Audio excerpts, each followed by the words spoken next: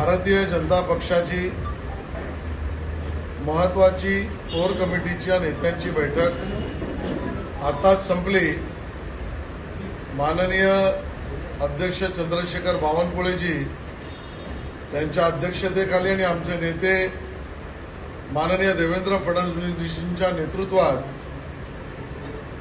केंद्रीय आमचे आलेले निवडणूक निरीक्षक भूपेंद्र यादवजी, राष्ट्रीय सहसंघटन मंत्री शिवप्रकाशजी, माननीय राष्ट्रीय सरचिटणीस विनोद तावडेजी आणि आम्ही सर्व सदस्यांची बैठक झाली।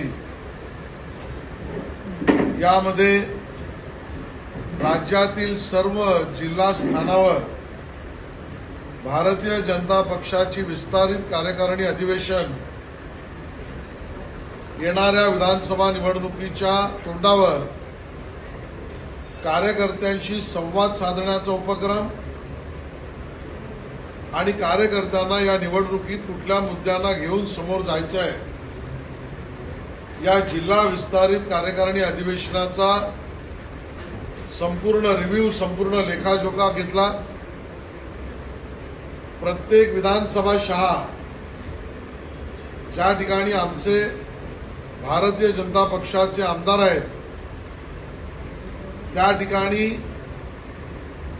सर्व आमदार कार्यकर्त्यांबरोबर स्नेहभोजन आणि कार्यकर्त्यांच्या सूचना, कार्यकर्त्यांच्या क्रिया प्रतिक्रिया ऐकणं या विषयातला नियोजनाचा भाग पूर्ण झाला। पूर्ण राज्यातील 288 जागावर येणाऱ्या सगळ्या भारतीय जनता पक्षाच्या संघटनेच्या मंडल युनिटवर, या मंडल युनिटवर विस्तारित कार्यकारिणी करून राजकीय प्रस्ताव राज्य सरकारच्या अभिनंदनाचे पारित करणे आणि बरोबर राज्य सरकारच्या योजना मंडल स्तरावरच्या कार्यकर्त्याच्या माध्यमातून गाव पातळीपर्यंत पोहोचवणे, जनसहभागिता करणे, याचा पुढच्या 15 दिवसांचा कार्यक्रम हा त्या ठिकाणी नियोजित करण्यात आला। आणि सगळ्यात महत्वाचं म्हणजे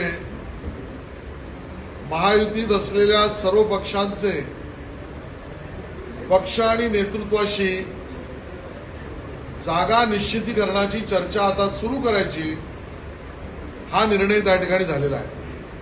मी करणार नाही या बाबतीतला निर्णय, चर्चा आणि त्या संदर्भातलं नियोजन हे माननीय एकनाथ शिंदेजी, माननीय अजितदादा पवार, माननीय देवेंद्रजी, अन्य आमचे मित्रपक्ष रामदास आठवलेजी आणि अन्य यांच्याबरोबर तिन्ही नेते करतील।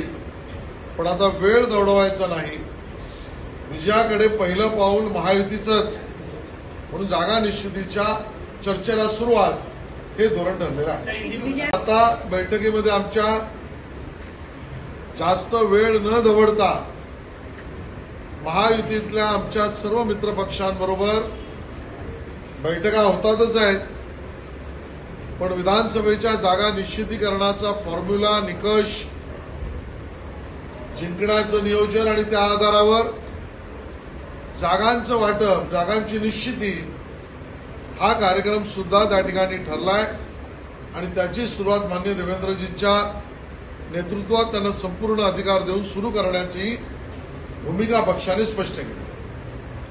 धन्यवाद। देश विदेशातील प्रत्येक घडामोडींचे लाईव्ह अपडेट मिळवण्यासाठी आता साम टीव्हीच्या सर्व सोशल मीडिया प्लॅटफॉर्मला लाईक, फॉलो आणि सबस्क्राईब करा।